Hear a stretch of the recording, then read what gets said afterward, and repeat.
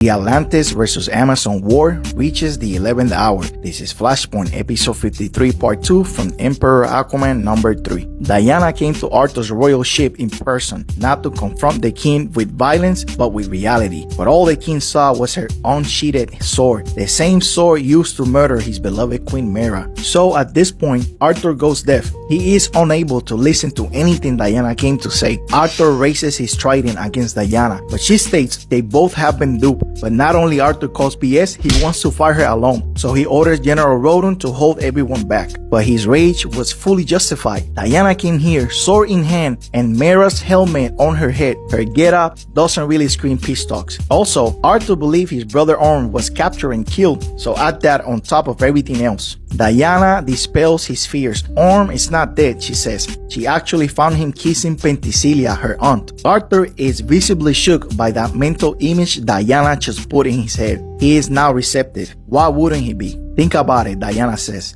It all makes sense now. Diana just pulled the blinds off his eyes. At what step has Orm advised against the war? Arthur contacts Dr. Volko and orders him to stand down and not to activate the geopulse emitter until further notice. He also orders the general to surface the fleet and ready them to make landfall. Aquaman then makes a proposal to Wonder Woman. He offers avoiding a full-scale invasion on New Themyscira, but regardless who's to blame for the war, Mera's blood is still in Diana's hands, which will not be forgiven. They will have a duel, and whoever is the winner gets to hold Orm and Penthesilea accountable. Diana agrees with the proposal. Before they start, she contacts the Huntress to confirm the traitors are still in custody. That's when Penthesilea gave Orm the signal, and that's when he blew up half the fleet. Dr. Volko's ship is one of the unlucky ships that was rigged by Orm. Not knowing what was happening, his instant reaction was to activate the emitter. Arthur could not stop Volko in time. So, as half the fleet is exploding, the emitter is starting to make the earth shake.